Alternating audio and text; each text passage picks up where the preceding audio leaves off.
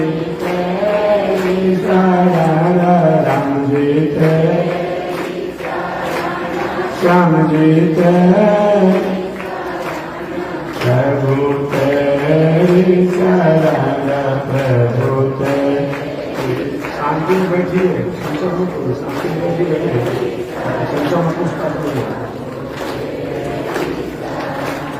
श्रीमन नारायण नारायण नारायण श्रीमन नारायण नारायण लक्ष्मी नारायण नारायण नारायण लक्ष्मी नारायण नारायण नारायण।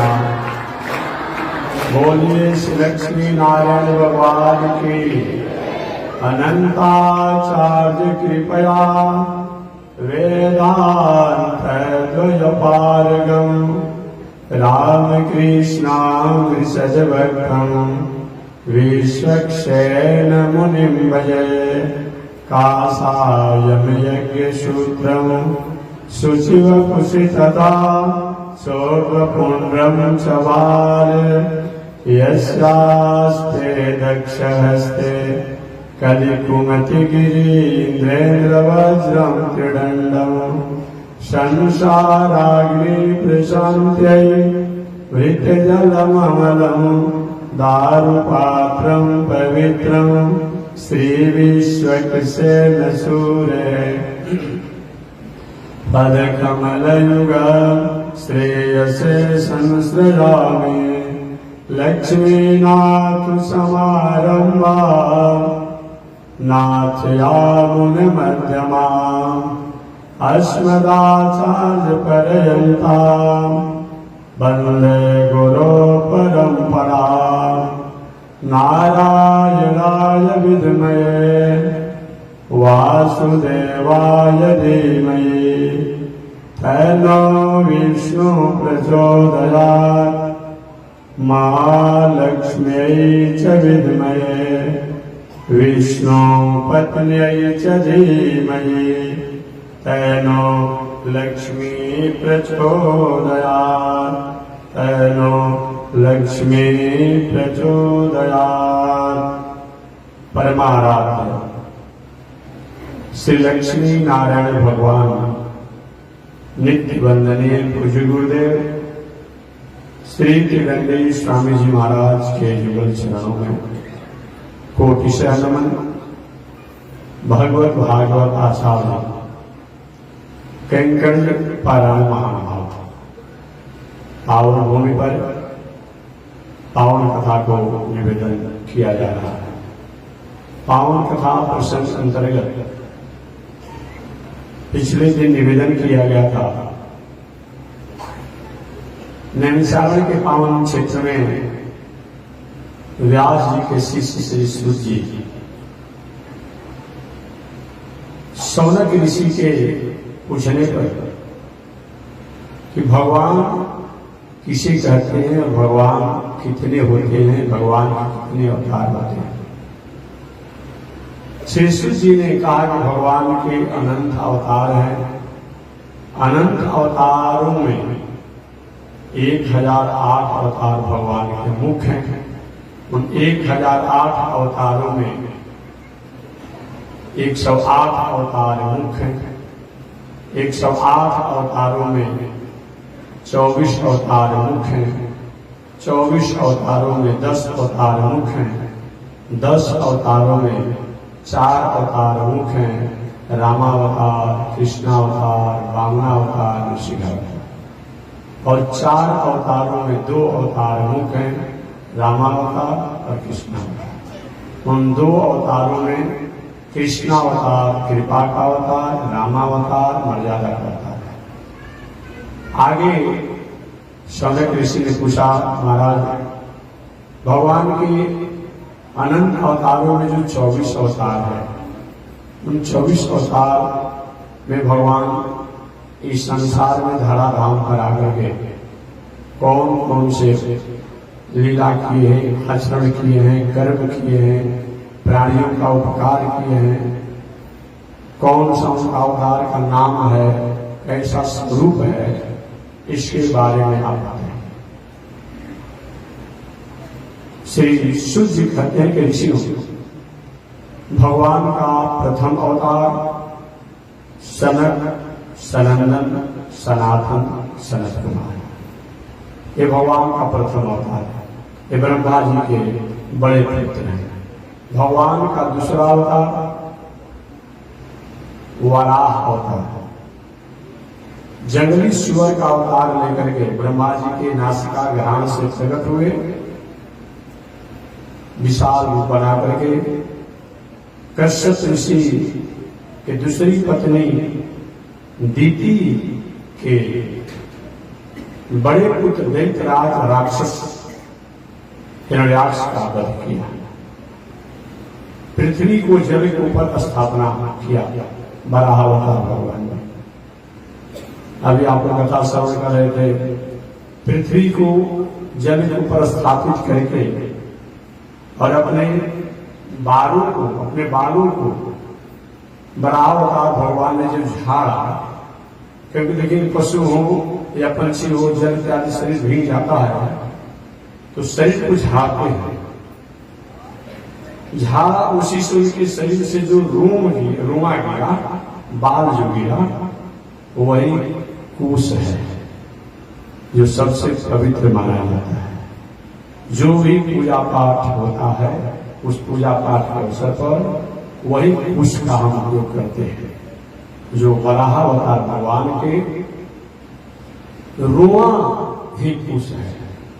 पुनः एक बार मैं निवेदन करूंगा, हमारे भारतीय दर्शन में, हमारे वैदिक दर्शन में, सनातन दर्शन में प्राणी मात्र के गुणों के प्रति, प्राणी मात्र के प्रति हमें आदर की भावना होती है। और अलग अलग दर्शनों में, विचारों में, पंथों में, मजहबों में कहीं किसी प्रकार की ईर्ष्या की, द्वेष की, भेद की भावना हो, उसका जवाब मेरे पास नहीं है। क्यों है? क्योंकि हमारे भारतीय दर्शन में, वैदिक दर्शन में सबके प्रति आदर है। हम गाय को भी उतना ही आदर करते हैं, गाय को उतना ही आदर देते हैं जितना कि हम शुकर को भी आदर देते हैं। जंगली सुअर के रोआ से निकला हुआ जो है वही पूषा बन गया। जो कोई भी हम वैदिक कर्म करते हैं तो बिना पूषा के काम नहीं चलता है। या पितरों का पूजन करें, या देवताओं का पूजन करें, या भगवान का पूजन करें, अंगुली में पैती रहेगा और पूजा में काम आता है। हमारे यहाँ किसी के व्यक्तित्व का महत्व है, चाहे पशु होता हो, पंछी होता हो, मनुष्य होता हो, ऋषि होता हो, राक्षस होता हो, दानव होता हो, व्यक्तित्व का महत्व है। एक ग्रामीण सुअर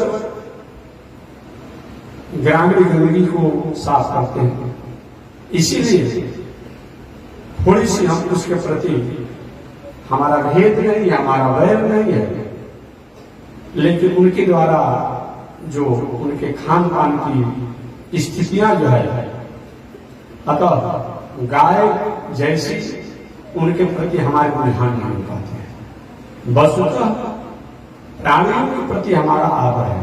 वही जंगली सुअर, जिस जंगली सुअर के रोआ से निकले हुए बाल जो कुश कहा जाता है, उसका आज भी हम आदर करते हैं, पूजा करते हैं, पाठ करते हैं।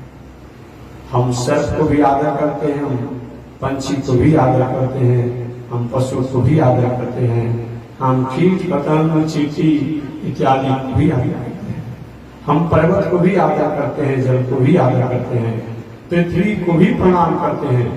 पृथ्वी द्वारा जो उपकार हुआ तभी प्रणाम करना ही चाहिए। चलिए, हम व्यक्तित्व का, कर्म का, गुण का बहुत महत्व देते हैं, बहुत आदर करते हैं। इसीलिए, और जो मानव व्यक्तित्व का, गुण का आदर करे वही मानव कहलाने का अधिकार है। भगवान के अनंत अवतार हैं। अनंत अवतारों में सनक, सनंदन, सनातन, सनत कुमार ये भगवान के प्रथम अवतार हैं। दूसरा अवतार वराह अवतार, जो जंगली सुअर का रूप लेकर के उन्होंने पृथ्वी का उद्धार किया। तीसरा अवतार नारद जी का अवतार, चौथा अवतार नर और नारायण का अवतार, पांचवा अवतार भगवान कपिल देव का अवतार, छठवां अवतार दत्तात्रेय जी का अवतार, सातवां अवतार यज्ञावतार, आठवां अवतार ऋषभदेव जी का अवतार, नौवां अवतार राजा पृथु का अवतार, 10वां अवतार मत्स्य अवतार, 11वां अवतार कूर्मा अवतार, 12वां अवतार धन्वंतरी का अवतार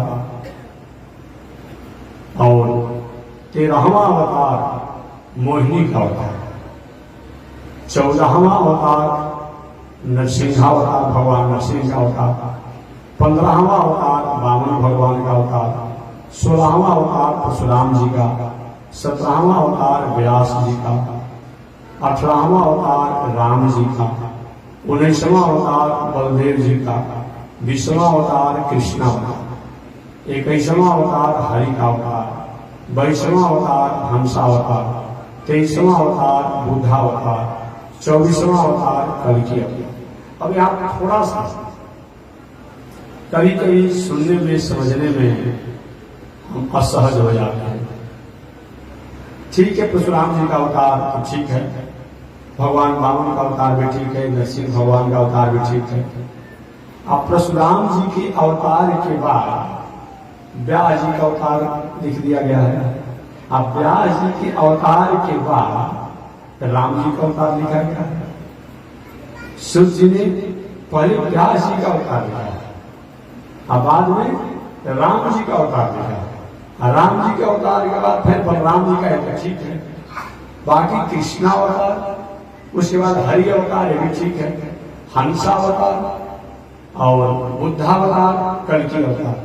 तो कभी कभी कुछ लोगों के मन में शंका हो जाती है कि क्या व्यास जी राम जी से पहले हुए हैं क्या? नहीं, तो ऐसा लिख क्यों दिया गया? देखिए, कभी कभी कहने सुनने वाला व्यक्ति अपनी भावना में आगे बढ़ जाता है। सूत जी को व्यास जी से इतना प्रेम था, वो कहना तो चाहते थे पहले राम जी का अवतार, लेकिन गुरु जी का याद आ गया होगा। इस हम लोग कोई बात करते करते मन में कई भावना की कोई बात कहा जाता है, तो कहना तो चाहिए था सूत जी को पहले रामा अवतार था। लेकिन जब संख्या गिनाने लगे सूत जी, तो क्या किया उन्होंने 17वें अवतार में व्यास जी का अवतार जोड़ा दिया। गुरु जी याद आ गए, और गुरु जी याद आ गए तो वाणी से निकल गया। इसीलिए होना तो चाहता था परशुराम जी के बाद रामावतार, और रामावतार के बाद तो व्यास जी का अवतार होना चाहता था, और व्यास जी के अवतार के बाद तब बलराम जी का अवतार, कृष्ण भगवान का अवतार होना चाहिए। क्योंकि लगभग व्यास जी भगवान श्री कृष्ण, भगवान बलराम जी, पांडव लोग, दुर्योधन इत्यादि सब लोग जो हैं, भीष्माचार्य, ये समकालीन है। क्या है? लगभग समकालीन है। इसी अनुसार सुनाना चाहता था सूत जी को, लेकिन सूत जी परशुराम जी के बाद व्यास जी का अवतार सुना। इसीलिए गुरु जी में बड़ी निष्ठा थी, और गुरु जी में निष्ठा होने का परिणाम क्या हुआ? सुनाना चाहता था पहले राम जी की, सुना दिया अपने गुरु जी व्यास जी। ऐसे ये 24 अवतार है। आप याद किए भूल गए 24 अवतार, हालांकि आगे पूरा भी 24 अवतार की व्याख्या थोड़ा सा अंतर लेकर आएगा। कौन कौन 24 अवतार आंगली पर अपना गिन लीजिए कि रोज 24 घंटा हमारा मंगल हो, 24 घंटा हमारा मंगल हो, और हर सेकंड हर मिनट हमारे जीवन के लिए मंगल हो। इस मंगल की कामना से हमें 24 अवतार को सुबह सुबह जग करके रोज नाम लेना चाहिए। वो कौन कौन 24 अवतार है, अब हम तेजी में सुना देंगे। सनक सनंदन सनातन सनत कुमार प्रथम अवतार, वराह अवतार दूसरा, नारद जी का अवतार तीसरा, नर नारायण का अवतार चौथा, कपिल जी का अवतार पांचवा, दत्तात्रेय का अवतार छठवां, यज्ञावतार सातवां, ऋषभदेव का अवतार आठवां, पृथ्वी राजा का अवतार नौवां, मत्स्य अवतार 10वां, 11वां अवतार कूर्मा अवतार, 12वां धन्वंतरी अवतार, 13वां मोहिनी अवतार, 14वां नरसिंहा अवतार, 15वां वामना अवतार, 16वां परशुराम जी का अवतार, 17वां व्यास जी का अवतार, 18वां राम जी का अवतार, 19वां बलराम जी का अवतार, 20वां कृष्ण भगवान का अवतार, 21वां हरि का अवतार, 22वां हंसा अवतार, 23वां बुद्धा अवतार, 24वां कल्कि अवतार। आप पूछेंगे कि महात्मा जी ने तो कल्कि अवतार हुआ नहीं, कल्कि अवतार हुआ नहीं कि सूर्य जी द्वापर युग के समापन में ही तो प्रकट हुए हैं। अभी कलयुग चल रहा है, कलयुग के अंत में कल्कि अवतार होगा। तो कल्कि अवतार का नाम ले लिए तो कल्कि अवतार होगा। और जिस समय बुद्धावतार है वो भी कथा जब सुना रहे थे सूर्य जी, उस समय भी बुद्धावतार नहीं हुआ था, बुद्धावतार भी नहीं हुआ था और कल्कि अवतार तो भी हुआ ही नहीं है। लेकिन अभी तो बुद्धावतार हो चुका है, बुद्धावतार ही हो चुका है, क्योंकि आज से 6000 वर्ष पहले ये कथा सुनाई जा रही है। अभी तो बुद्धावतार हो गया और कल्कि अवतार होने वाला है। इस प्रकार अब इसमें से बुद्धावतार का मतलब एक भगवान के अवतार जो बुद्धावतार है, जो गौतम बुद्ध को तो एक अवतार लोग बौद्ध दर्शन के लोग मानते ही हैं अपने कि हमारे बौद्ध दर्शन के भगवान हैं। जैसे जैन लोग महावीर तीर्थंकर को ऋषभ देव को भी अपने में जोड़ लिया है उन्होंने। वो बुद्ध इस बुद्धावतार के बाद इस श्रीमद् भागवत महापुराण में आती है। वो बुद्ध इन बुद्ध से पहले थे। एक बुद्ध जो है गौतम बुद्ध जी, इन गौतम बुद्ध से पहले वो बुद्ध थे और वह बुद्ध इस संसार में आकर के गौतम बुद्ध जैसे अहिंसा व्रत का प्रचार किए, दया का प्रचार किए, सत्य का प्रचार किए, परमार्थ का प्रचार किए। लेकिन वो बुद्ध जो है वेद का प्रचार किए, वैदिक परंपरा का प्रचार किए, भक्ति का प्रचार किए, ज्ञान का प्रचार किए। इसीलिए वो बुद्धावतार है। ये गौतम बुद्ध जो है, ये गौतम बुद्ध अलग बुद्ध है, वो बुद्धावतार अलग है। ये जानना चाहिए। केवल नाम होने से वही नहीं हो जाएगा। अब कोई अपने बेटी का नाम इंदिरा रख देगा तो राजनेत्री जो नेत्री इंदिरा थी वही हो जाएगी, थोड़े नहीं होगी। आप अपने अपने बेटी का नाम इंदिरा रख दीजिए। इंदिरा लक्ष्मी का भी नाम है, तो क्या अगर लक्ष्मी का नाम जो है कोई अपनी बेटी का नाम इंदिरा रख दीजिए, चाहे नेत्री जो थी तो थोड़ा लक्ष्मी हो जाएगी। लक्ष्मी कभी नाम इंदिरा है। अमर कुछ कभी आपने पढ़े होंगे तो इंदिरा लोक माता माँ क्षीरो तनया रमा। ये लक्ष्मी के नामों का जब गणना होता है उसमें इंदिरा नाम आता है। इंदिरा लोक माता माँ क्षीरो तनया, ये लक्ष्मी का नाम है। इसलिए बुद्धावतार इन बुद्ध से पहले बुद्धावतार हुआ था, जो सत्य दया वेद भक्ति का प्रसार करके और संसार में वैदिक परंपरा से मानव के जीने का जो फिर इस प्रकार ये 24 अवतार है। चलिए आज हमें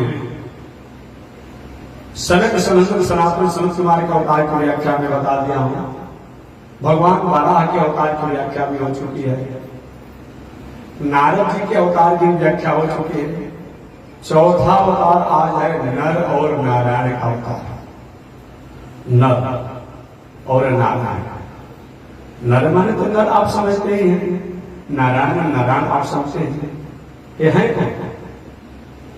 बहुत दिनों तक भगवान वैकुंठ लोक में रहे, अपने चेला के साथ, अपने भक्त के साथ, अपने सेवक के साथ। भगवान के सेवक कौन है? वेदात्मा वियगेश्वरो यवनिका माया जगन मोहिनी। वेदात्मा वियगेश्वरो यवनिका माया जगन मोहिनी। जिनके पंख से ऋग यजुर साम धर्म निकलते रहते हैं। वेदात्मा वियगेश्वरो यवनिका, पंछियों में जो राजा हैं। वेदात्मा वियगेश्वरो यवनिका, और वो गरुड़ जी वो भगवान के सेवक भी हैं, दूत भी हैं, सवारी भी हैं। सवारी का भी काम करते हैं, दूत का भी काम करते हैं, सेवक का भी काम करते हैं, भक्त का भी काम करते हैं।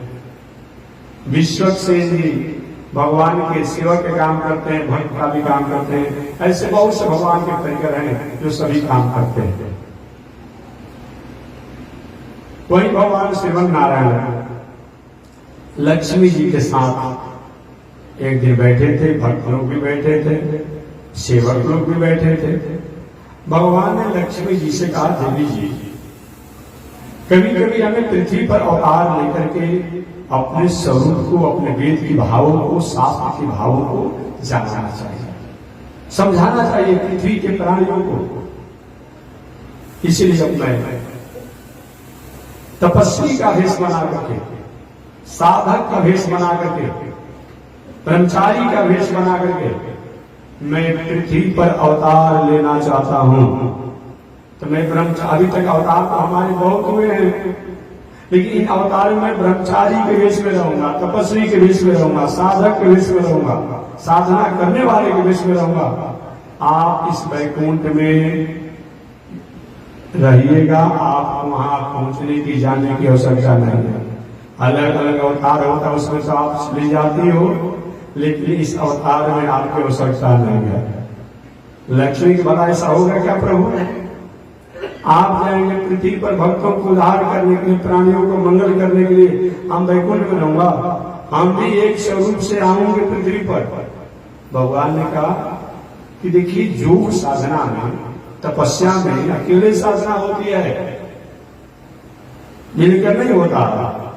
कुछ ऐसा पूजा पाठ है जो मिल करके होता है, कुछ ऐसा पूजा पाठ है जो अलग होता है, अलग होता है। समाधि हो, अमुक हो, ध्यान हो, चिंतन हो, एक तो अकेले में ही आनंद आता है। और कहीं मंदिर में पूजा करना हो, रामनवमी महोत्सव बनाना हो, कि जन्माष्टमी बनाना हो, बामद्वादशी बनाना हो, तो जितना अधिक होगा तो उसी में आनंद आता है। तो देवी जी में ब्रह्मचारी का वेश बनाकर, तपस्वी का वेश बनाकर, त्यागी का वेश बना करके मैं पृथ्वी पर अवतार लूंगा, आप यही रहिए। लक्ष्मी पे ऐसा नहीं चलेगा, मैं अपना भी उपाय ढूंढ लूंगा कि आपका व्रत भी भंग न हो और मैं भी खाऊंगा। अलग रहती ही नहीं कि कैसे अलग रहूंगा। ईशानाम जगतो वेंकटपते विष्णु परां प्रेयसी तद्वक्षस्थल नित्यवास रसिका तच्छांति संवर्धिनी पद्मालंकृत पाणि पल्लव युगा पद्मासनस्थां श्रियं वात्सल्यादि गुण ज्वलां भगवतीं वंदे जगन्मातरम्, वंदे जगन्मातरम्। ईशा नाम जगतो वेंकटपते विष्णु परां प्रेयसी। लक्ष्मी जी एक स्वरूप से भगवान के हृदय में रहती हैं। इसीलिए भृगु जी जब त्रिदेवों की परीक्षा लेने लगे तो और लोगों को तो और तरीका से परीक्षा लिए। ब्रह्मा जी के यहाँ गए भृगु जी और देखे कि ब्रह्माणी उनकी पत्नी जो है बगल में बैठी थी, बड़े नाराज हुए। जबकि भृगु जी सब ब्रह्मा जी के बेटा हैं, कहे बाबा शर्म नहीं आती है? बुढ़ापा में पत्नी को साथ में लेकर बैठे हो, हमारी माता को साथ में लेकर बैठे हो, तो आने वाली नई पीढ़ियां क्या करेगी? वो क्या करेगी बताइए? थोड़ा भी सब्र आपको नहीं है? अरे बुढ़ापा में कम से कम थोड़ा एक मर्यादा में तो रहिए। और ब्रह्मा जी भाई हमको उड़ाना दे रहा है, और ब्रह्मा जी अपना ब्रह्मदंड उठाए, कहकर मेरा बेटा है तो क्या है, अभी इसको मार डाला। अजय भी जब ब्रह्मदंड को उठाए मारने के लिए, ब्रह्माणी ने हाथ पकड़े, बेटा है कुछ कह ही दिया तो क्या हो गया, इतना नाराज हो जाता है। भृगु जी कहे ब्रह्मा बाबा आप मैं तो परीक्षा लेने के लिए आया था, इतने में आप इतने उठावले हो गए, नाराज हो गए, मैं आप फेल हो गए। ब्रह्मा जी फेल हो गए। अब शंकर जी के पास गए, भृगु बाबा परीक्षा देने गए ना, अब गए वहां पर तो शंकर जी तो वो भी पार्वती जी को बगल में बैठाए हुए। उनकी लीला का और विचित्र, बामान के त्रिकाली मंत्र खाते हैं ना, जब से राम जी की पत्नी सीता जी को रावण अपहरित कर लिया। और जब से शंकर जी की प्रथम पत्नी सती स्वतंत्र होकर जाकर के राम जी का परीक्षा दिया और दूसरी बार अपने बाप के यहाँ जाकर के बिना रुकने के बाद भी नहीं मानी, अगर थोड़े से शंकर जी रोक दिए होते तो ऐसी स्थिति नहीं आता सती के साथ। सती, तुम्हारे बाप ने मेरे हाथों में तुम्हारे हाथों को पकड़वाया है, चाहे तुम्हारे बाप कितना ही बड़ा जब करे, सारा दुनिया आवे, लेकिन मैं जब नहीं जा रहा हूं और मैं नहीं कह रहा हूं, तुमको भी नहीं जाना चाहिए। थोड़ा कड़ा हो जाते तो काम चल जाता ना। एक ठीक है, मैं तो कह रहा हूं कि नहीं जाना अच्छा होगा, लेकिन इसका परिणाम अच्छा नहीं है, तुम देख लो। ये थोड़ा सा मनोबल बढ़ गया सती जी का। दूसरी बार भी गलती नहीं हुआ, जब राम जी की जब बाल लीला कर रहे थे, वहां भी मैंने कहा कि साक्षात सच्चिदानंद है, ये अखंड है, अविनाशी है, तुम कैसे परीक्षा ले सकती हो? तो वहां भी उन्होंने छोड़ दिया कि ठीक है, तुमको भाव नहीं हो रहा है तो जाओ, मैं वृक्ष नीचे बैठा हूँ, जाकर मैं राम जी की परीक्षा ले लूंगा। वही राम जी की परीक्षा लेने में सीता का दर्शन क्या परिणाम हुआ? पत्नी से हाथ धोना पड़ा ना, बाप के यहाँ गई सती मर गई।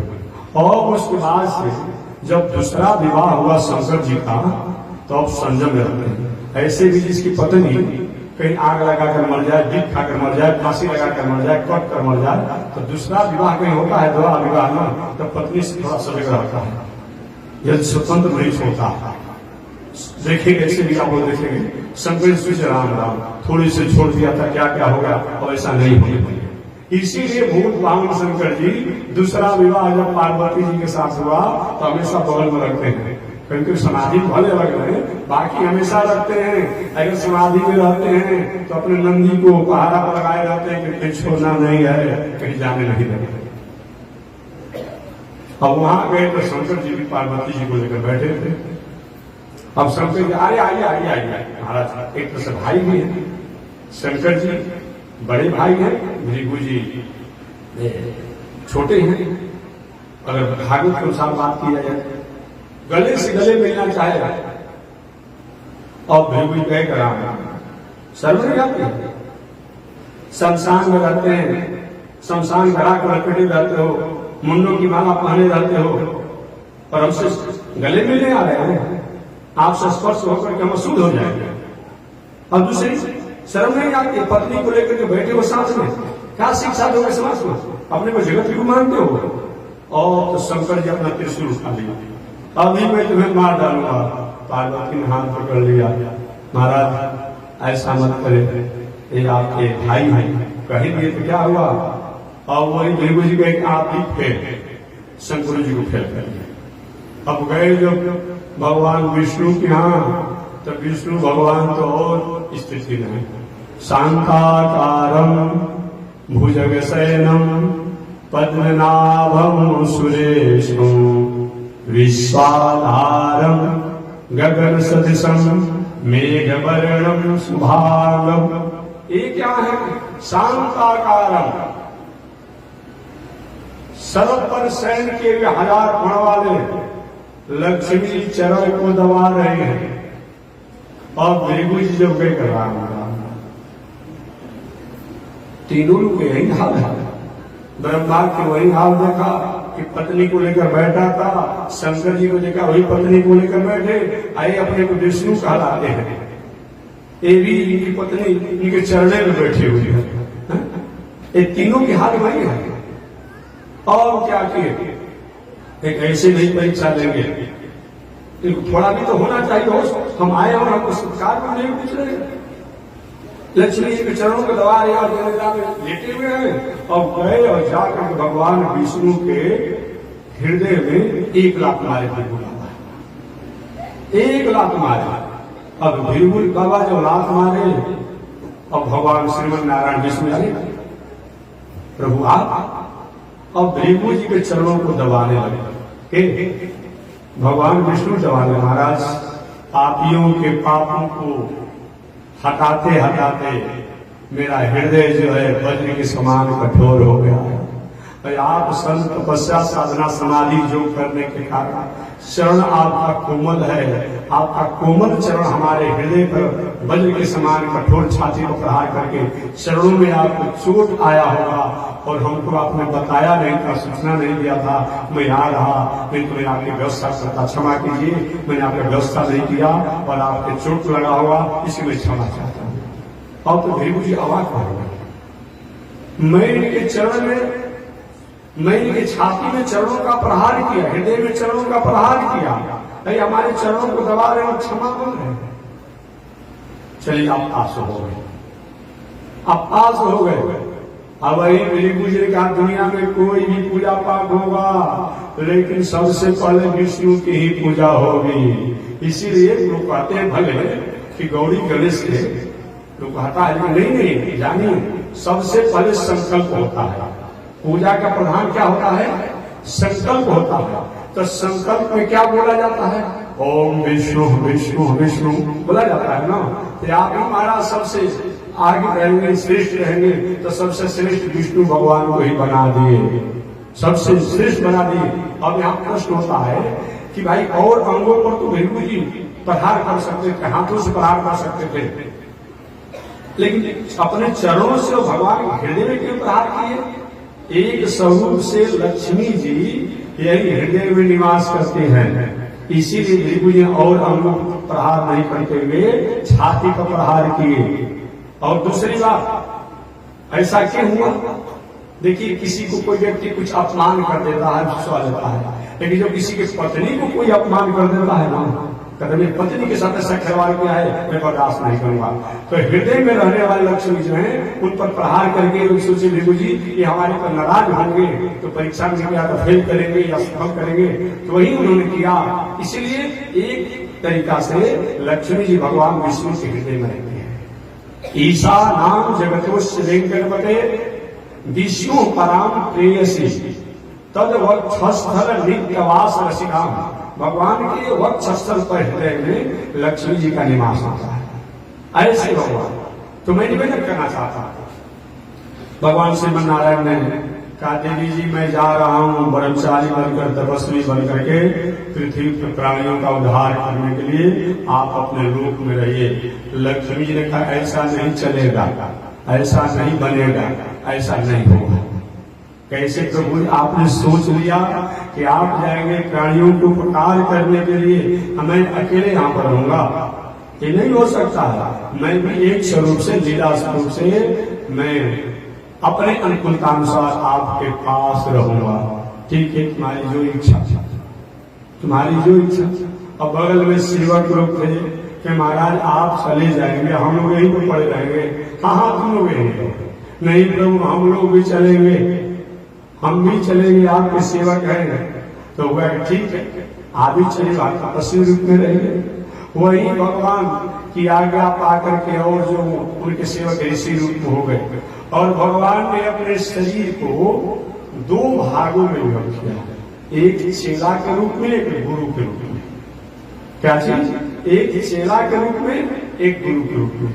और किसको माता पिता बनाया जाए? किसको माता पिता बनाया जाए? वैसे माता पिता बनाया जाएगा और तब उनके पुत्र होकर के नर नारायण बनेंगे। तो हुआ क्या? और दूसरे किसी को नहीं। जब धर्म करने जा रहे हैं, साधना करने जा रहे हैं, तो धर्म की पत्नी, धर्म की पत्नी का नाम क्या है? धर्म की बहुत सी पत्नियां हैं। एक उस पत्नियों में स्मृति, मेधा, कीर्ति, श्री और मूर्ति, ये सब धर्म की पत्नियां हैं। धार्मिक व्यक्ति वही हो सकता है जो परमात्मा की स्मृति को श्रद्धा करता है, जो मेधावी आदमी हो, जो कीर्तिमान आदमी हो, वही धार्मिक आदमी हो सकता है। और जो मूर्ति के प्रति जिसकी निष्ठा हो, वही धार्मिक आदमी हो सकता है। वास्तव जो मूर्ति की आदर नहीं करता है वह धार्मिक शास्त्र से नहीं सकता। तो धर्म की पत्नी का नाम क्या है? अनेक पत्नियां हैं। उन अनेक पत्नियों में मूर्ति देवी, मूर्ति देवी को धर्म की पत्नी है। और धर्म के पिता का नाम क्या है? अरे शुरू में ही बताया है, भूल गए आप लोग। याद रखिए इतना, केवल मैं कथा नहीं सुना रहा हूं, मैं तो 2-4-5 दिन में सप्ताह कथा सुनाकर पूरा करूंगा। मैं एक तरह से इसे स्कूल में पढ़ाई होती है, पढ़ाने का वही मैं काम कर रहा हूं, तो कम से कम आप लोग भी सुनिए। धर्म के पिता का नाम क्या है? ब्रह्मा जी। पर समझ में भूल गए आप लोग, याद रखिए। धर्म के पिता का नाम क्या है? ब्रह्मा जी। ब्रह्मा जी की छाती से धर्म हुआ है, पीठ से अधर्म हुआ है, ये मैं बताया हूं। पैखाना रविशंकर मार्ग से राक्षस शिक्षा देते हैं। तो धर्म के पिता का नाम ब्रह्मा जी है, और धर्म की बड़ी पत्नी का नाम मूर्ति देवी है। ऐसे धर्म की पत्नी मूर्ति देवी से नर और नारायण पुत्र हुए। नर और नारायण, ये नर नारायण कौन है? भगवान श्रीमन नारायण ने अपने ही 2 स्वरूप को बना लिया, एक नर रूप में, एक नारायण रूप में। अपने ही स्वरूप को बना लिया। एक ही सोना का आभूषण होता है, कान का वो कुंडल बन जाता है, गले का हार और सिकड़ी बन जाता है, हाथ का अलग बन जाता है, नाक का अलग आभूषण बन जाता है। रहता तो है सोना, एक अलग अलग आभूषण बन जाता है। भगवान ने अपने स्वरूप को 2 भागों में बांट दिया। धर्म की पत्नी मूर्ति द्वारा धर्म को अपना पिता बना लिए भगवान ने, और धर्म की पत्नी मूर्ति को अपनी माता बना लिए, और 2 बालक रूप में हो गए, नर और नारायण। नर और नारायण के रूप में हो गए, एक ईश्वर के रूप में, एक जीव के रूप में। अब हुआ कि तपस्या साधना कहाँ किया जाए? तपस्या साधना करने की जब बात आई तो पृथ्वी पर कहाँ तपस्या किया जाए? घूमने लगे, घूमते घूमते जगह बहुत जगह अनुकूलता नहीं हुई, कैलाश चले गए। और कैलाश जब गए तो बाबा भूत भावन से कहा, बाबा हमको भी तपस्या साधना करने की इच्छा, इस अवतार में, नर नारायण के अवतार में तपस्या करने की इच्छा है, आज्ञा हो रही है, हमको कोई जगह बताया जाए। एक देखिए क्षेत्र तो सब मेरा है, आ भी जाए तो आगे पंडालों से कोई बात करेंगे हास्य के रूप में, तो कहते हैं कि जो बद्री नारायण भगवान हैं वो भाड़ा पर आए हुए हैं, किराया पर आए हुए हैं। ये सब शिव क्षेत्र है, सब कैलाश का क्षेत्र है, सब जो है उन शंकर जी का क्षेत्र है, केदार क्षेत्र सब कहा जाता है। ये तो भाड़ा पर आए हुए शंकर जी ने रहने के दिया है तपस्या करने के लिए। वहाँ के विद्वान और पंडा बाबा लोग सब लोग बनते रहता है। ठीक है महाराज जगह बताइए, क्योंकि बस मेरे बगल में तपस्या कीजिए। तो वही भगवान श्रीमन नारायण क्या किए कि अपना शंकर जी से आज्ञा लेकर के अब वहां तपस्वी भेष में हो गए। एक अपने स्वरूप में नदी, कभी जो बद्री नारायण गए होंगे वो जानते होंगे, नदी छोटा ही नदी है, लेकिन नदी के एक पार जो है नर पर्वत है, एक किनारा नारायण पर्वत है।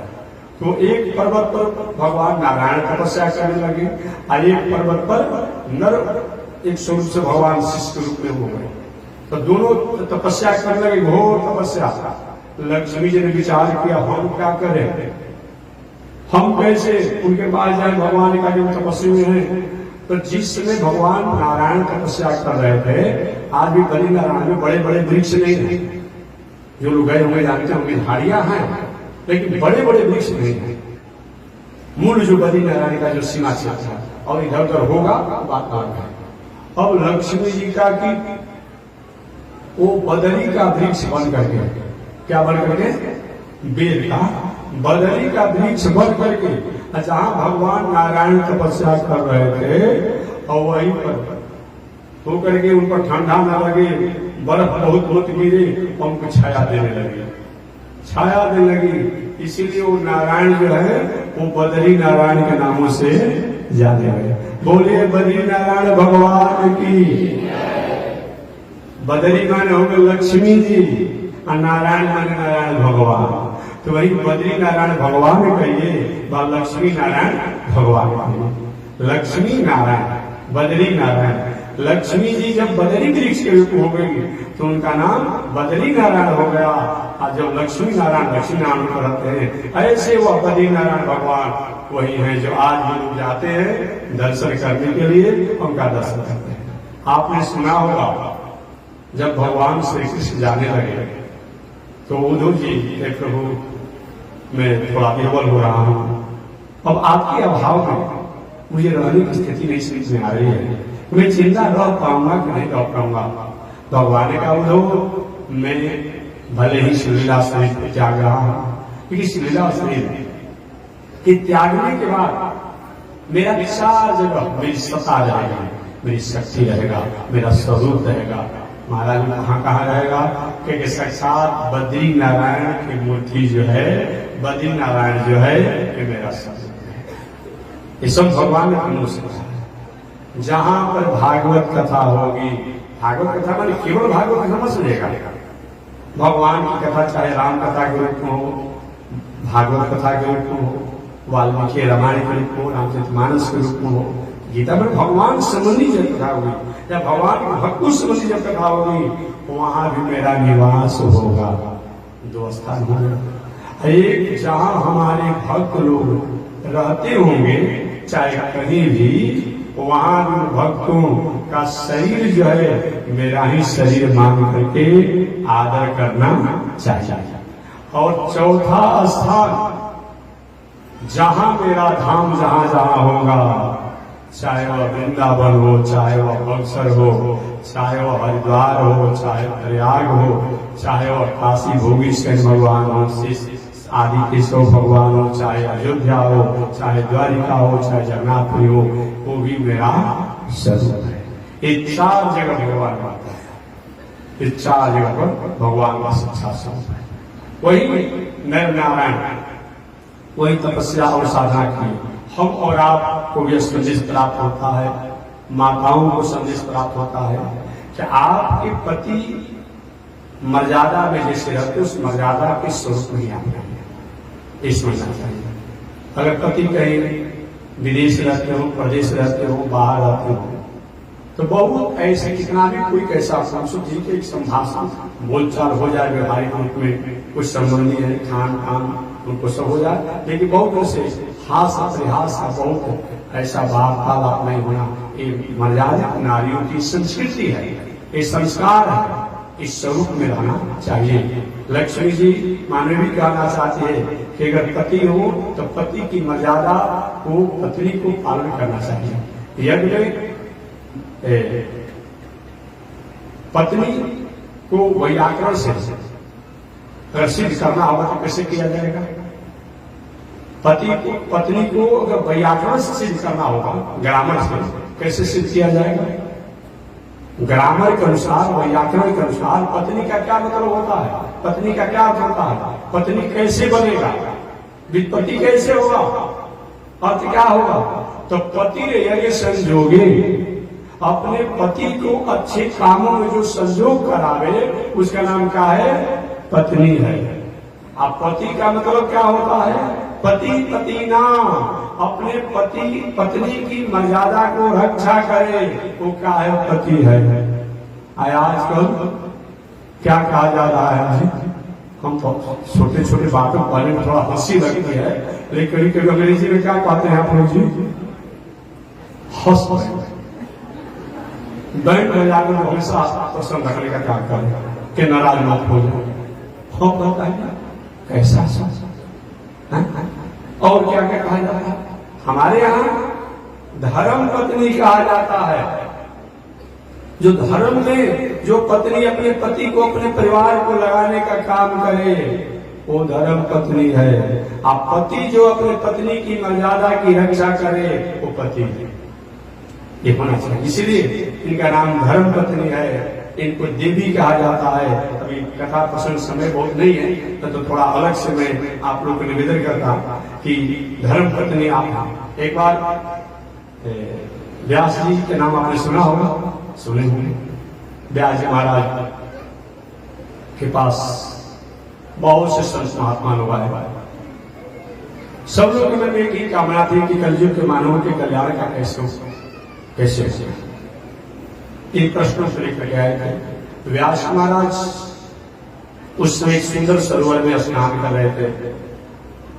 स्नान करते समय व्यास जी के मुख द्वारा अचानक इस शब्द निकल पड़ा, धन्य है कलयुग, आप धन्यवाद के पात्र हैं। ऋषियों के मन आश्चर्य हो गया कि व्यास जी जैसे संत कलयुग को धन्यवाद दे रहे हैं, क्या बात है। कलयुग में कौन ऐसी खासियत है? स्नान करके आए तो इनसे पूछा जाएगा, स्नान करके आएंगे इनसे पूछा जाएगा। आगे दूसरा डुबी लगाए कहे कि धन है स्त्रियों, तुम्हारे समान धन्यवाद का कोई पात्र नहीं है। अरे भाई, स्त्रियों में कौन सी विशेषता है जो कि धन्यवाद व्यास जी दे रहे हैं? और तीसरा जल में डुबी लगाए व्यास जी आज में ठड़ा हुए जल में स्नान करके एक धन है दास कहलाने वाले लोग, धन है सेवा करने वाले लोग, धन है। व्यास जी स्नान करके आए। ऋषि ने कहा कि महाराज हम तो अपने प्रश्न के लिए आए थे कि हमारे प्रश्नों का समाधान होगा, लेकिन छोड़िए हमारा प्रश्न, आपने कलयुग को धन्यवाद क्यों दिया? व्यास जी ने कहा कि जो सतयुग में लाखों वर्ष में जो पूजा पाठ तपस्या साधना योग समाधि से जो फल प्राप्त होता था, जो गुण प्राप्त होता था, वो त्रेता युग में हजारों वर्षों तक जग आदि करने से प्राप्त होता था। वो द्वापर युग में मंदिर बनाकर पूजा करने, तीर्थ व्रत करने से वो फल प्राप्त हो जाता था सैकड़ों वर्षों में। और वही फल कलयुग में भगवान के नामों को उच्चारण करने से और केवल स्मरण करने से प्राप्त हो जाता है, लगना कुछ नहीं है। इसीलिए धन्य है कलयुग। कलयुग नास्तेव नास्तेव, कलयुग के समान अच्छा कोई युग नहीं है। कली संतरणोपनिषद, कली संतरणोपनिषद में आया है कि भगवान के नामों को अगर उच्चारण किया जाए, उनका स्वरूप का चिंतन कर लिया जाए, तो सतयुग त्रेता द्वापर युग में बहुत वर्षों तक समाधि लगाने से काम होता। उनका नामों को उच्चारण करने से, उनको ध्यान चिंतन करने से, उनकी कथा को सुनने से एक फल है। इसीलिए और मानस पूर्ण हो ही नहीं पापा, एक कलयुग का सबसे बड़ा सूत्र है।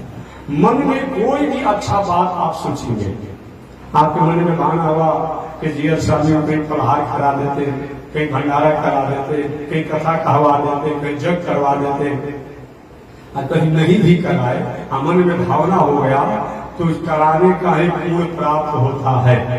अब इसका मतलब ये नहीं कि जग में चंदा देना बंद कर दीजिए, ये मैं नहीं कह रहा हूँ, ना तो गाँव के लोग परेशान हो जाएंगे ना। हाँ, ये मैं नहीं कह रहा हूँ, लेकिन अगर कहीं अच्छा काम व्यवहारिक नहीं हुआ कि हम कुछ नहीं कर पाए, मंदिर नहीं बनाए, जग नहीं कर पाए, हम मन में भावना करते हैं तो हमें करने जैसा फल प्राप्त होता है।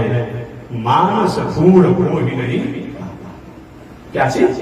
मानस पूर्ण हो ही नहीं पाता। मन में कोई अच्छा बात कलयुग में सोचते हैं वो पूर्ण प्राप्त हो जाता है, अब मन में कोई बुरा बात आ जाता है किसी कारण से, तो उसका प्रभाव उस पर हमारे पर दोष लागू नहीं होता है जब तक वाणी और शरीर से पाप पर नहीं करेंगे। शरीर से और वाणी से अगर पाप करेंगे तब तो पाप का फल लागू होगा। अगर शरीर से या वाणी से अगर पूर्ण नहीं हुआ, अब मन में कोई पूर्ण सोच लिए तभी वो पूर्ण करने का फल प्राप्त होता है। ये केवल कलयुग में छूट है और किसी युग में छूट नहीं है। इसीलिए धन्य है कलयुग, तुम्हारे समान धन्यवाद का कोई पात्र नहीं। सारे ऋषि रूप आनंदित हो गए, अरे बाबा अच्छा उपाय बता दिया। अच्छा महाराज, आपने स्त्रियों को धन्यवाद कह दिया, क्या पुरुष धन्यवाद का पात्र नहीं है? संत महात्मा ज्ञानी जन धन्यवाद का पात्र नहीं है? सन्यासी लोग ज्ञानी का नहीं है? घर द्वार माता पिता सब छोड़ छाड़ कर भजन भाव करते हैं, आपने स्त्रियों को धन्यवाद कर दिया। व्यास जी ने कहा कि मैंने स्त्रियों को धन्यवाद इसलिए दिया कि संत महात्मा जोगी फकीर सन्यासी ब्रह्मचारी ये लोग बहुत दिनों तक जग आदि पूजा पाठ धर्म साधना करके जो फल को प्राप्त करते हैं, उस फल को हमारी माताएं, ये स्त्रियां, ये अपने पति और अपने परिवार की मर्यादा में रह करके बिना कुछ किए भी फल को प्राप्त कर लेती है। पति कोई भी अच्छा काम करता है, उस अच्छे काम का 50% ये माताओं को फल प्राप्त होता है। कोई भी पुरुष अच्छा काम करेगा उसका 50% भले ही माताओं द्वारा न हो। ऋषियों ने पूछा, महाराज अगर पुरुष कोई पाप करता है तो पाप का कितना % स्त्रियों को मिलता है? व्यास ने कहा कि 1% भी नहीं। इसीलिए तो धन्यवाद बोले स्त्रियों को दिया। पुरुष कोई अच्छा काम करेगा तो उनका फल प्राप्त होगा, अब पुरुष कोई बुरा काम करता है तो उनका पाप जो है, दोष जो है, माताओं को लागू नहीं होता है। ऋषि ने कहा, महाराज ऐसा क्यों? तो व्यास ने कहा कि स्त्रियां जो है वो धर्म पत्नी है, अतः धर्म उनका अधिकार हो जाता है। एक पाप पत्नी नहीं है, अतः पाप इनका अधिकार नहीं। इतना बड़ा छूट है, इतना बड़ा छूट है कि पुरुष कोई भी अच्छा काम करेगा उसमें आपका अधिकार होता है। अब पुरुष द्वारा कोई पाप होता है तो पाप में आपका अधिकार नहीं बनता। व्यवहारिक उदाहरण दे, अगर सरकार द्वारा खेती व्यापार नौकरी अध्ययन अध्यापन करके आप रुपया कमाते हैं, अब रुपया कमा तो सरकार को नोटिस आता है ना, भाई हिसाब नहीं कैसे कैसे आपने कमाया, टैक्स भी जाके नहीं दिया और जमा करना पड़ता है, जमा करना पड़ता है। नहीं जमा करने को सरकार का सूचना आता है, बहुत प्रकार की कानूनी प्रक्रिया का हमें दंड होता है। अब वही कहीं किसी व्यक्ति को घाटा लग गया है, कभी सरकार नोटिस लेकर आती है कि जिन्हें घाटा लगा है सरकार भरपाई करेगी, आप ले लीजिए, कभी नहीं होता है। पूर्ण कोई अच्छा होगा एक हमारे माताओं को प्राप्त होता है और पाप कोई होता है ये नहीं होता है। इसीलिए तो द्रौपदी ने पूछा था भीष्माचार्य से और जरा भीष्माचार्य से, और क्या नाम था जो जन्मान था, धृतराष्ट्र भीष्माचार्य से पूछा था कि आखिर मेरा कौन सा कसूर है जो अपने ही सभा में अपने बहू को निर्वस्त्र किया जा रहा है, वस्त्राभाव में किया जा रहा है। दुर्योधन ने कहा, तुम्हारे पति तुमको जुआ में हार गए थे। द्रौपदी ने कहा, ये कहाँ का धर्म है, कहाँ का नीति है? पति जुआ पाप होता है, अधर्म होता है, तो अधर्म के दाव पर और धर्म की पत्नी को ये रखने का कहाँ का अधिकार है? कैसे अधिकार है? सब लोग चुप लगा गए, कोई ने जवाब नहीं दिया। इसलिए हमारे देश की माताएं जो है ये धर्म पत्नी है, ये पाप पत्नी नहीं है। पत्नी का धर्म अधिकार है और ये धर्म पत्नी कहलाती है, ये देवी कहलाती है, ये देवी कहलाती है। तो व्यास ने इसीलिए मैंने स्त्रियों को धन्यवाद दिया कि पुरुष द्वारा बहुत कुछ किया जाएगा, संत महात्मा जोगी फकीर द्वारा बहुत कुछ किया जाएगा, लेकिन एक मर्यादा में रह करके रहती है तो सब कुछ इनको प्राप्त हो जाता है।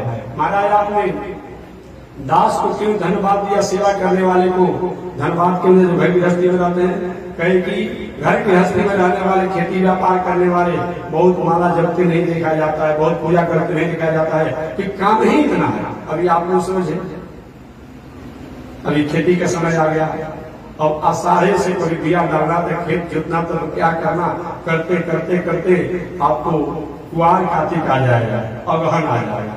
अगहन आते आते जब धान का खेती होते रहेगा, फसल जहाँ गंगा किनारे जैसे जो फसल होता है होते रहेगा, फिर दूसरे फसल के समय आ जाता है, गेहूं का, अरहर का, और जिसको जो फसल है वो आ जाता है। उससे थोड़ा समय मिलता है तो विवाह शादी लगन का समय आया, और उसी समय पुनः खेती में आ गया। एक दिन का समय है किसी के पास, गृहस्थ के पास, रात दिन भी काज नाना जल जाला, रात इस कामों में लगे रहते हैं, लेकिन एक काल परमार्थ के लिए होता है। अगर खेती न किया जाए इस संसार के प्राणियों का भरण पोषण होगा। ये स्वामी जी दिया स्वामी हो के कितना बड़ा स्वामी जी हो, कहाँ से भंडारा चलेगा, फलहार कहाँ से चलेगा, ये लोग अतिथि भोजन कहाँ से चलेगा, कहाँ से होगा? इसलिए धन्य हो गृहस्थ आश्रम, गृहस्थ सबसे बड़े श्रेष्ठ है जो सारे प्राणियों के भरण पोषण का काम करता है। धन्य है दास, धन्य है सेवक जो कि अपने भले देखने में उनकी साधना नहीं दिखाई पड़ती है, परंतु ये कर्म जो है इस साधना करने वाले को पुष्ट करता है, संपुष्ट करता है, भरण पोषण करता है। धन्य हो गृहस्थ आश्रम। सारे संत महात्मा आनंदित हुए और अपने अपने आश्रम पर। तो मैं निवेदन करना चाहता कि हमारी माताओं को, नारियों को चाहिए कि पति की अनुकूलता में, प्रसन्नता में, मर्यादा में जीवन को रहे। लक्ष्मी जी स्वयं नारायण तपस्वी वृक्ष में जब हो गए तो वेद का वृक्ष बन करके और उनकी तपस्या को पूरा होने का अधिकार दिया, वही नर और नारायण है। भगवान का 5वां अवतार, इसकी व्याख्या तो कल मैं विस्तार से करूंगा। भगवान का 5वां अवतार जो है कपिल का अवतार था। नहीं तो इसकी व्याख्या 5 मिनट में कर ही देता हूं, क्योंकि धीरे धीरे कथा चल रही है, बहुत कथा सुनाना है, तो थोड़े एक और भगवान का अवतार 5वां अवतार जो है भगवान का, एक भगवान कपिल देव का अवतार। भगवान कपिल देव कौन है आप जानते हैं? ब्रह्मा जी के मानस पुत्र है कर्दम ऋषि। कौन है? कर्दम ऋषि है, मानस पुत्र है, ब्रह्मा जी की छाया से प्रकट हुए हैं। कर्दम ऋषि का विवाह, ब्रह्मा जी जब अपने स्वरूप को 2 भागों में विभक्त कर दिए, मनु और सतरूपा के रूप में, तो मनु सतरूपा के 2 पुत्र हुए और 3 पुत्रियां हुई, आकृति, देवहूति, प्रसूति। तो मनु महाराज की बड़ी बेटी आकृति का विवाह रुचि नाम के प्रजापति के साथ हुआ, जिससे जग, दक्षिणा इत्यादि और उनके पुत्र हुए। मनु महाराज की दूसरी पुत्री जिसका नाम था देवहूति, उस देवहूति का विवाह रुचि नाम, देवहूति का विवाह कर्दम ऋषि के साथ हुआ। और मनु महाराज की तीसरी पुत्री प्रसूति का विवाह प्रजापति दक्ष के साथ हुआ, प्रजापति दक्ष के साथ हुआ। तो मनु महाराज की दूसरी पुत्री जिसका नाम देवहूति जो है, इनका विवाह कर्दम ऋषि के साथ हुआ। कर्दम ऋषि पहले विवाह नहीं, बाद में कथा विस्तार से आएगा। कर्दम ऋषि विवाह नहीं करना चाहते थे, साधु विरागी बनकर रहना चाहते थे। एक बार भगवान उनकी तपस्या से प्रसन्न होकर कर्दम ऋषि के पास गए। कर्दम ऋषि, मैं आपकी मंगल कामना करता हूं, आप विवाह कीजिए, क्योंकि प्रभु विवाह के झंझट में नहीं फंसना चाहते हैं। तो भगवान ने कहा आप तपस्या करके क्या करेंगे? क्योंकि तपस्या करके मैं आपको प्रसन्न करूंगा, आपको प्राप्त करूंगा। अब भगवान कहेंगे अगर आप विवाह कर लेंगे, विवाह अगर आप करेंगे तो मैं आपका बेटा बनकर के आऊंगा। अब बताइए क्या चाहते हैं? तपस्या द्वारा हमें प्राप्त करना चाहते हैं कि विवाह करके अपना बेटा रूप में प्राप्त करना चाहते हैं? कर्दम ऋषि के लाभ किस नजीब होगा प्रभु? अधिक। भगवान ने कहा आप तय कर लीजिए। अरे लाभ नहीं होगा कि विवाह भी हो जाएगा और मैं आपका बेटा बनकर के आ जाऊंगा, दुनिया के दुनियादारी भी समझेंगे। तो ठीक है प्रभु, जब आप मेरा बेटा बनकर आने का वचन दे रहे हैं तो मैं विवाह करूंगा, विवाह करूंगा। वही कर्दम ऋषि इधर भगवान मनु जी से कहे देखिए मैं आपकी बेटी के लिए वर ढूंढ दिया। अच्छा महाराज आपने मेरी पुत्री के लिए? हाँ, उस भाई का क्या नाम है?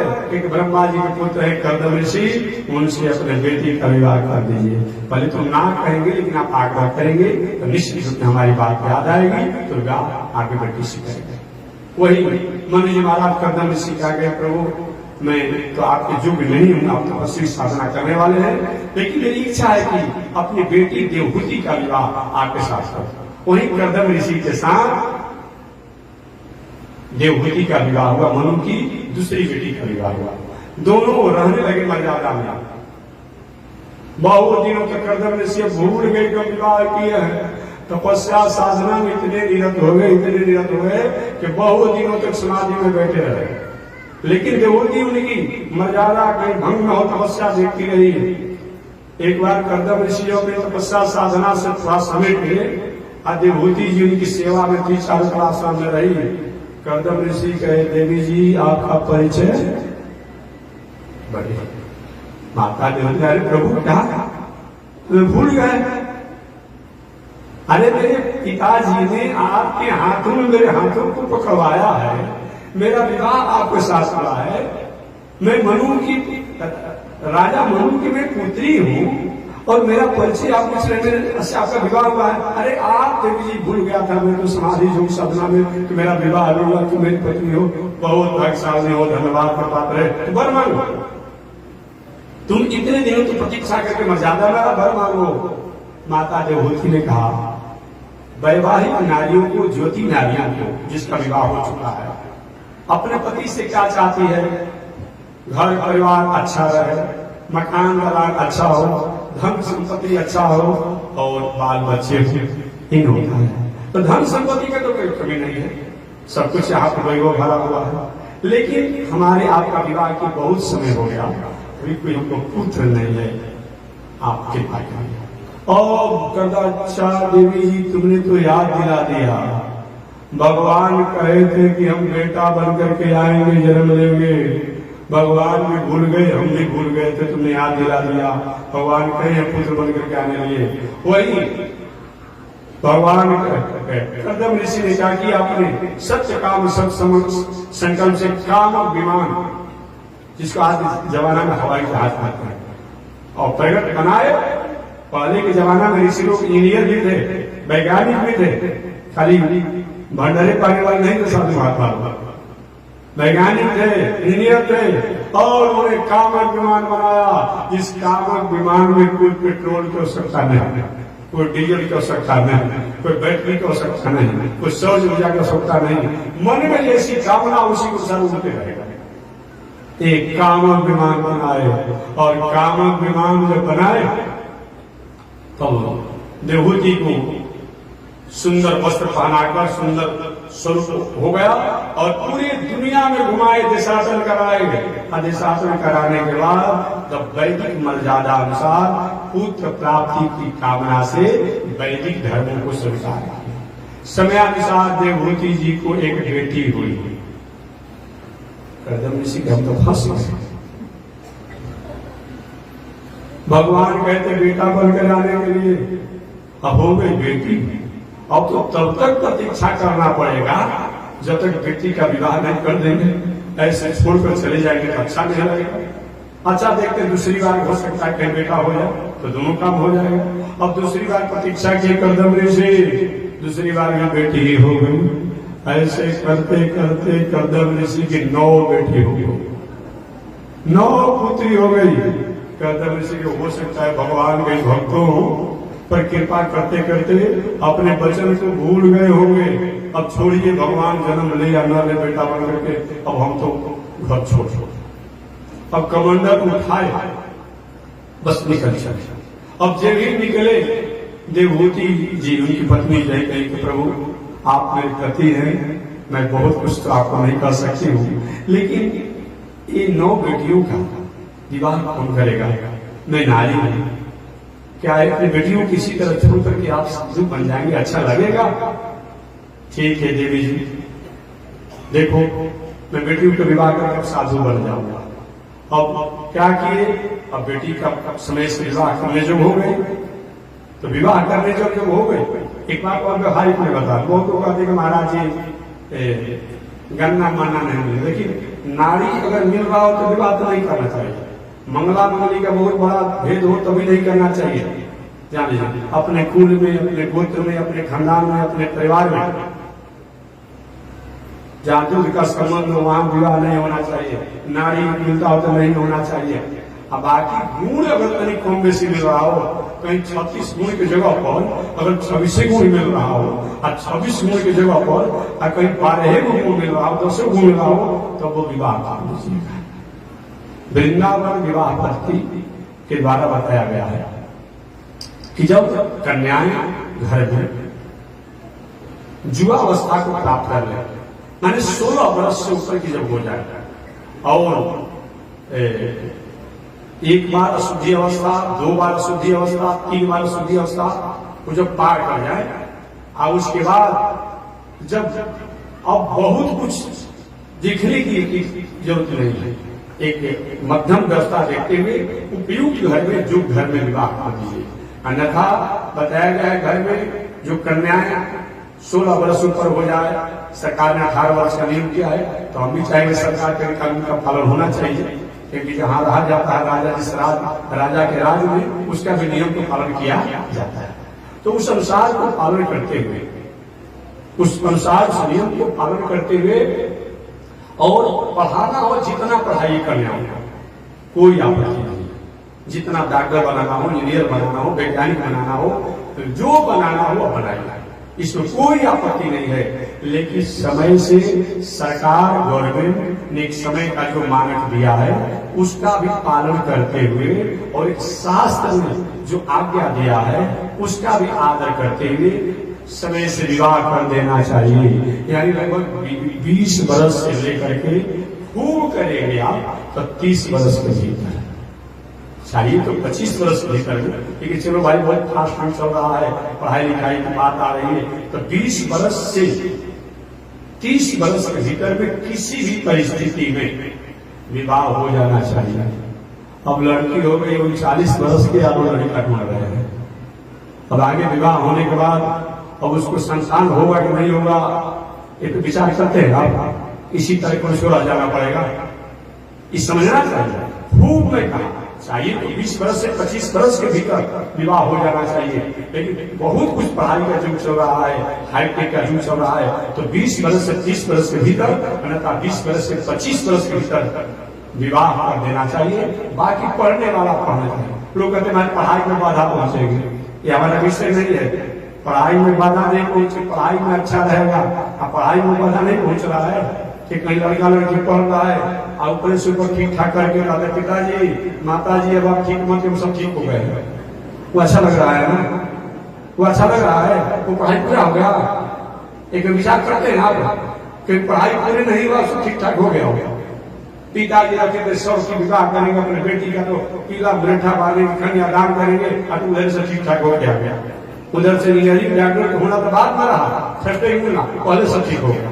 बेटा के बिहार वही है, तो ये नौबत न आवे, इससे पहले आप उचित समय पर विवाह कर दीजिए। बाकी जितना पढ़ाना हो आप लड़का को लड़की को पढ़ाइए, और नहीं करेंगे तो उसका परिणाम आपके साथ आ रहा है, बताएगा। तो हमारा क्या विषय है, मैं तो व्यवहारिक सुझाव आपको देंगे, एक सलाह में। रोज हम लोग के पास प्रश्न आते रहते हैं, महाराज जी हमारी कन्या इस तरह से चंचलता में कहीं भटक गई है, कहीं चली गई, हमारा बेटा चंचलता में कहीं भटक गया, कहीं चला गया। ऐसा प्रश्न और ऐसा समस्या न आवे समाज में, इसके लिए अभिभावकों को, माता पिता को, जो भी अभिभावक हों, चाहे वर के या कन्या के, उनको इस पर विचार करना होगा। नहीं तो एक ऐसा समस्या होगा कि धन संपत्ति पद प्रतिष्ठा करके भी राष्ट्र के लिए, समाज के लिए, व्यक्ति के लिए, अभिभावकों के लिए इस समाज में एक बहुत बड़ा समस्या बढ़ जाएगा। तो इससे बड़ा कोई समस्या नहीं है। अरे क्या प्रतिष्ठित नहीं है भाई, वो काहे का धोना, काहे का बोला, काहे के नौकरी, काहे के क्या मतलब होता है। पशु भी अपना जीवन जी रहा है, पशु का भी संतान हो रहा है, से क्या हो गया। जहाँ प्रतिष्ठा नहीं है वहाँ क्या मतलब होता है। ऐसा समस्या समाज में न आवे, इस पर हमारे महानुभाव को विचार करना पड़ेगा। माता देवती ने का प्रभु इन बेटियों का विवाह कौन करेगा। अब कर्दम ऋषि जोग वर को ढूंढने लगे। अब जोग वर को जब ढूंढने लगे तो पता चला कि ब्रह्मा जी के 10 बेटा है, उनका अभी तक विवाह नहीं हुआ है। हमारी भी 9 कन्याएं हैं, चलते वही कोई काम बन सकता है। और क्या किए, कर्दम ऋषि ब्रह्मा जी के यहाँ गए, तो ब्रह्मा जी के थे 10 पुत्र। नारद जी कहीं घूमने फिरने गए, घुमक्कड़ स्वभाव के थे। प्रस्ताव रखे कर्दम ऋषि, महाराज मैं अपने बेटी का विवाह करना चाहता हूँ, हमारे पास 9 कन्या, आपके पास 10 पुत्र, लेकिन एक पुत्र कहीं घूमने फिरने निकले हुए हैं। कहीं वर्तमान में 9 पुत्र आपके भी है, मेरी 9 कन्या है, विवाह हो जाता तो अच्छा होगा। ब्रह्मा जी कहते हैं बस। वही ब्रह्मा जी के 9 कन्याओं का विवाह कर्दम ऋषि के 9 बेटियों के साथ हो गया। तो ब्रह्मा जी के बड़े पुत्र मरीचि का विवाह कला के साथ, अनसुईया इत्यादि सब आप जानते हैं। तो इस प्रकार से ब्रह्मा जी के 9 पुत्रों का विवाह कर्दम ऋषि के 9 कन्याओं के साथ हो गया। ये 3 को ऋण को बिना पूरा किए कोई व्यक्ति कल्याण प्राप्त नहीं करता है। एक मातृ पितृ होता है। मातृ पितृ ऋण का मतलब होता है कि विवाह शादी करके, अच्छे कुल खानदान में विवाह शादी करके सुंदर संतान को जन्म दे करके संतान को शिक्षित बनाइए, बेटा बेटी को शिक्षित बना करके समय से बेटा बेटी का विवाह कर दीजिए। इसे माता पिता ऋण से ऋण हो जाता है। बेटा बेटी का उचित विवाह करके तब माता पिता के ऋण से ऋण हो जाता है। पिताजी जब तक जिंदा हो, माता जब तक जिंदा हो, उनका आदर सम्मान कीजिए। मरने के बाद वैदिक परंपरा अनुसार उनका श्राद्ध इत्यादि करते हुए भोज भंडारा करिए। ये माँ की पितृ ऋण से ऋण होने का है। ऋषियों के ऋण से ऋण होने का उपाय है रोज भगवान के नामों की कुछ गुणगान होना, कथा सुनना, क्योंकि ऋषियों ने हमें ज्ञान दिया है, संस्कार दिया है, उनका भी हमारे ऊपर ऋण है। अतः कुछ नहीं आता हनुमान चालीसा, विष्णु सहस्रनाम, गीता, सीताराम सीताराम, हरे राम, कुछ न कुछ उच्चारण होना चाहिए। इसे ऋषि ऋण सम्मिलित होते हैं। और देव ऋण, तीर्थ व्रत पूजा पाठ करते हुए कभी कभी स्वाहा स्वाहा स्वाहा जगशाला बनाकर हवन होना चाहिए। इससे देवताओं के ऋण से ऋण होते हैं। आप पूछेंगे कि महात्मा जी ये तीन को ऋण को अगर पूरा नहीं करेंगे तो क्या विस्फोट होगा, क्या रिएक्शन होगा? अगर मातृ पितृ ऋण को हम पूरा नहीं कर पाते पितरों के प्रति तो घर में वंश का अभाव होता है। महाराज जी हमारे दादा की एक लड़का, हमारे बाबा की एक लड़का, हमारे पिताजी की एक लड़का और हमारा भी कोई उम्मीद नहीं है। ऐसा अगर घर में कहीं चल रहा हो तो पितरों के लिए त्रिपिंडी श्राद्ध और इत्यादि सब जजन कीजिए।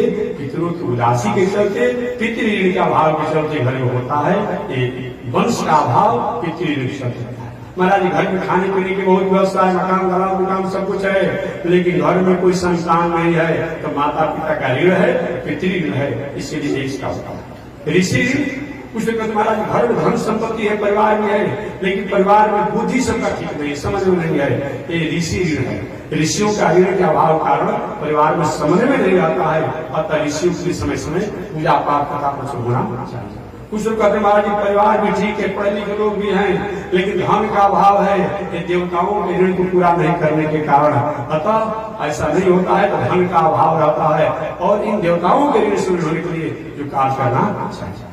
एक बातों को ध्यान देते हुए कर्दम ऋषि 9 बेटियों का विवाह ब्रह्मा जी के 9 पुत्रों से कर दिया। अब देवी चलने लगे, देवी जी अब तो बेटी का विवाह कर दिया अपनी पत्नी देवती से, कैसे अब तो मैं जा सकता हूँ कि महाराज मैं रूप तो नहीं सकती हूँ।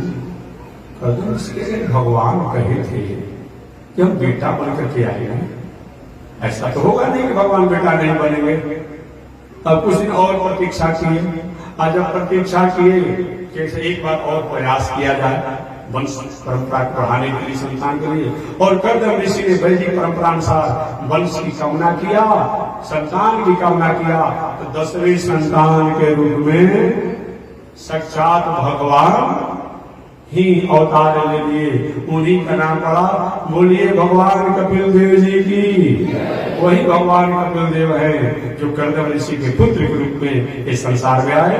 कर्दम ऋषि ने कहा बस मेरा काम अब मैंने कमंडल उठाए, बस जंगल की राह पकड़ ली।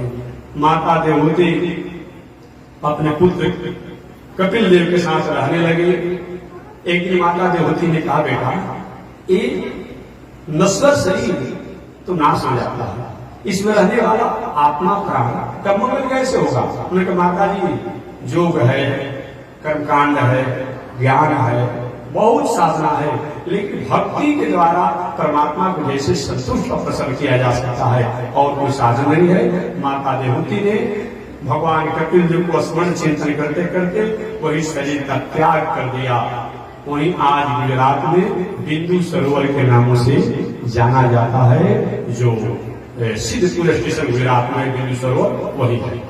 इधर भगवान कपिल देव का कि अपने कमंडल उठाए और सागर के तट पर तपस्या करने चले गए और सागर के तट पर जाकर वो तपस्या करने लगे। इस प्रकार भगवान कपिल देव ये भगवान के 5वां अवतार है और भगवान के 6वां अवतार दत्तात्रेय जी का अवतार है। इनकी कथा कल मैं निवेदन करूंगा। आज इसी के साथ बाल विराम। एक बार भगवान का नाम श्रीमन नारायण लक्ष्मी श्रीमन नारायण नारायण नारायण श्रीमन नारायण। बोलिए श्री लक्ष्मी नारायण भगवान की हरि ओम। शांति शांति शांति।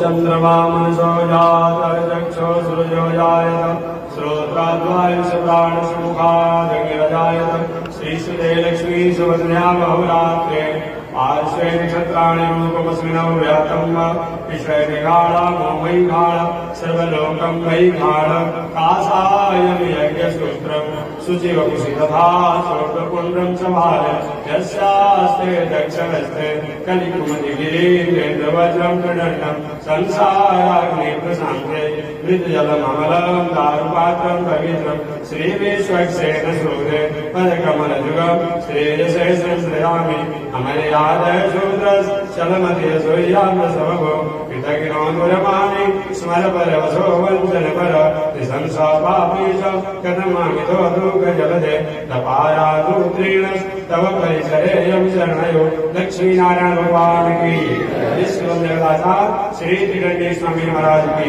हरि ओम शांति शांति शांति।